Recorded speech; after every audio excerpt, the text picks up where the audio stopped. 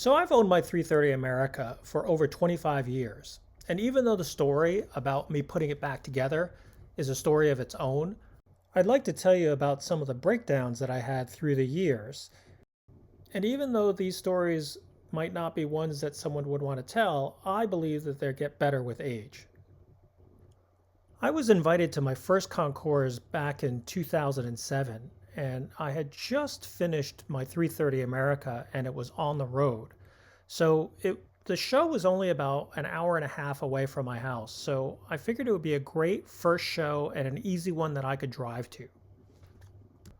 I left early in the morning, but soon found a misfire that was coming from the engine. So I pulled over and popped the hood, looked at all the connections, and couldn't find anything. But when I restarted the car, the misfire disappeared. So I just went on ahead and got to the show. The show was a pretty popular event, and a lot of good Ferraris that were parked on the street, and it was a fun time by all. When it was time to leave, I noticed that the car was having its problem again. So I managed to limp it about a mile or two outside the show before the car just quit completely. I ended up getting the car towed home because I just couldn't figure out why the car wouldn't restart. But when I got home, I realized that the wire wound fuel line was shorting out against the coil connections. So when the wire would touch the coil connections, it would kill the car. So it was an easy fix, but it was one of those things that I would never have found until I started driving my car. The next story comes from May of 2014. I was heading down to Maryland to co-host a show I used to do down at Radcliffe Motors. I was halfway to Maryland when I heard a horrible screeching noise and the car stalled out. I was on the highway, but I limped over into a mall parking lot and found a broken fan belt and a seized bearing on the alternator. When I got my car, it didn't come with the original alternator, but what I did have was an old Ford alternator that was in a box that came with the car. So I had installed it and it worked fine for the first few years.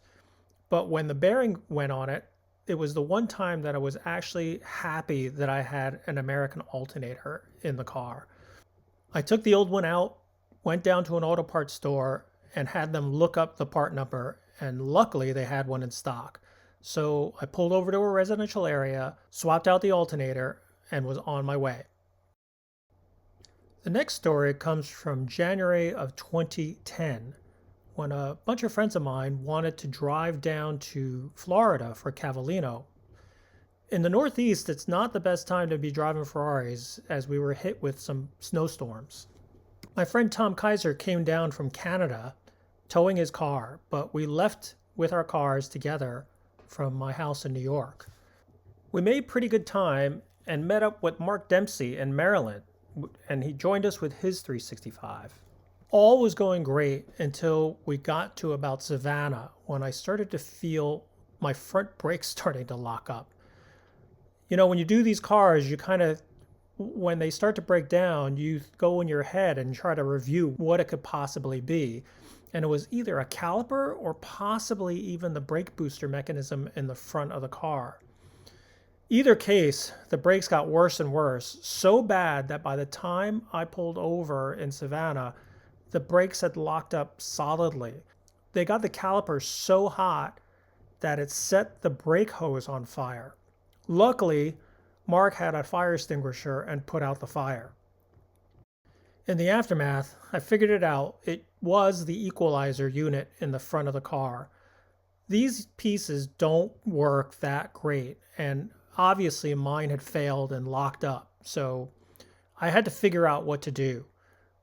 We still had about 9 hours to get to Cavallino, and I had come this far not to just turn around.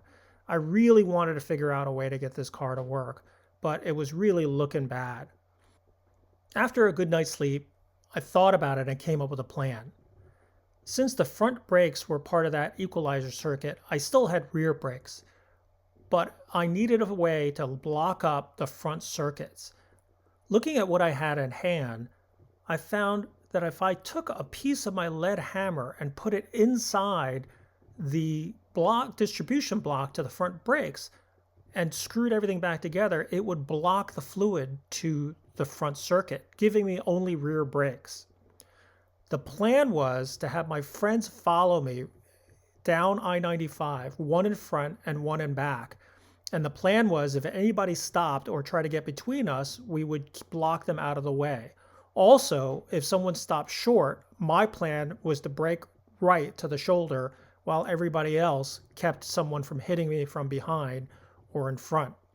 It was a harrowing drive, but we made it. The irony is the closer we got to South Florida, we saw newer Ferraris on trailers. Meanwhile, my old one with only one brake was heading down on its own power. It was such a relief to get to my friend Bill Tracy's house in West Palm Beach, but we still had one more thing to do, and that was to park my car on the lawn at Cavallino. I got up super early and got my car parked on the lawn, so no one knew that all I had was just one brake on the lawn at Cavallino. At the end of the day, I ended up renting a truck and bringing the car home because the brakes really needed to be fixed at my own shop. My car has gotten a lot more reliable over the years, but at the end of the day, she's still a 60-year-old car, but I wouldn't trade her for anything else. Let me know in the comments below if you want to hear more Ferrari stories, and thanks for watching.